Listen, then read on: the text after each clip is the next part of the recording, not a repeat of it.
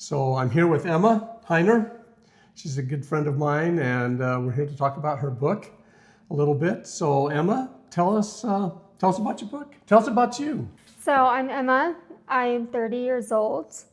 And when I was around 9 years old, I developed an autoimmune disease called systemic scleroderma. And that totally changed my life. It shifted everything in a very initially negative way and didn't really cope well with it until my 20s, which is when I felt like I need to make a difference. I need to do something with my life. How did you, when you say you didn't cope well with it, like what were some of your challenges? I was so young when it happened, and it just affected every single aspect of life. So everything that I once knew, everything that I once liked, one by one they went away. I had to quit all the sports I was in. I had to quit the lessons I was taking. I ended up losing my friends. I lost career opportunities, and it just kind of declined. And I wasn't really processing or dealing with it because I was so young, and I just wanted to avoid it. So I don't want to deal with it. I don't want to talk about it. So I just kept it all inside for way too long, and just it ate away at me and made for a very dark place in my mind. Yeah, it's like it just destroyed your life. All your hopes, everything. Yep. Wow. So tell us about how this book came about, because you talk about this. Yeah, so I was in that dark place and had prayed and said, what am I supposed to do about this? Because I can't keep going this way.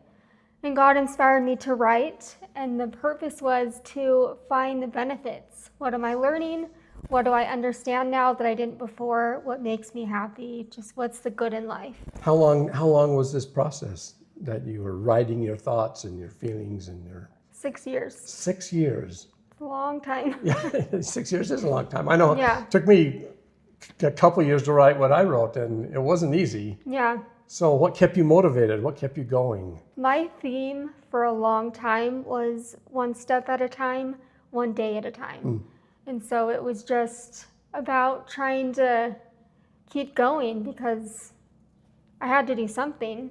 And I didn't feel like I was in a good place yet. And so it was like, let's just keep writing, let's keep writing. And then I brought my family in and had them read it. And then I'm editing it with them, and then I'm editing it by myself again. And so it was just this going back and forth. Yeah. Yeah. So what did this do for you when you finally got all this out of you in writing? It was totally different because my perspective shifted.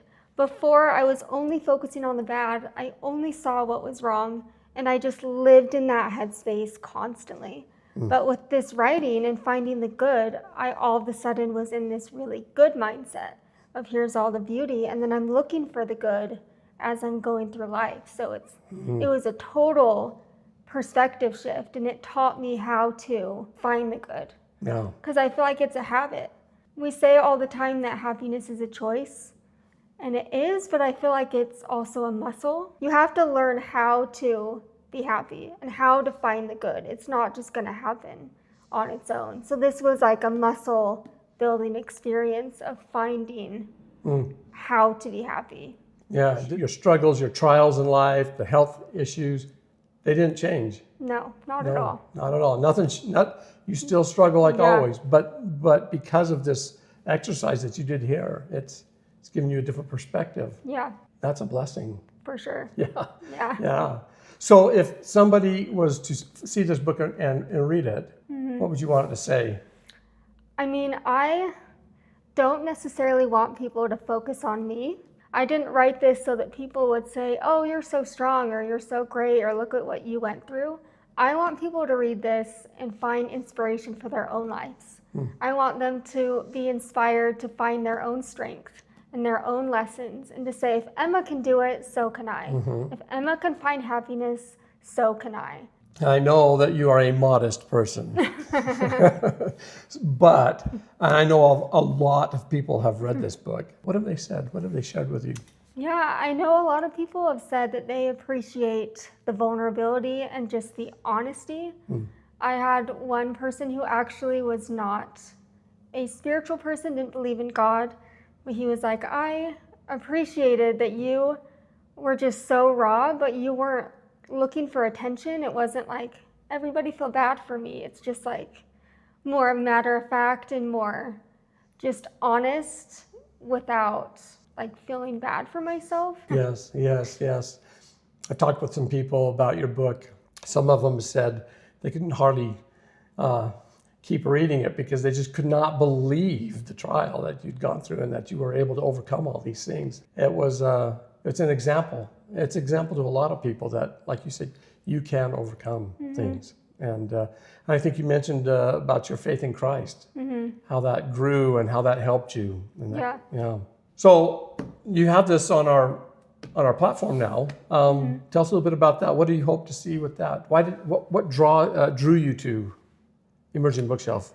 So I initially published on Amazon, and it's a great platform, and I liked it a lot, but it's more up to me. Like, you just publish it, and then it kind of sits there, and I felt like it got lost in the website, and it wasn't really doing much.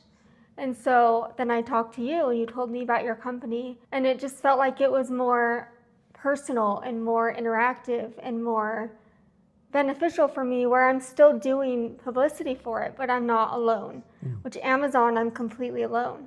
And so I appreciated the team effort. I appreciated the quality of the book. I feel like is better a little bit than Amazon. And so I just love that idea of being able to share my story and not be lost in it and not do it by myself. Yeah, good. That's great.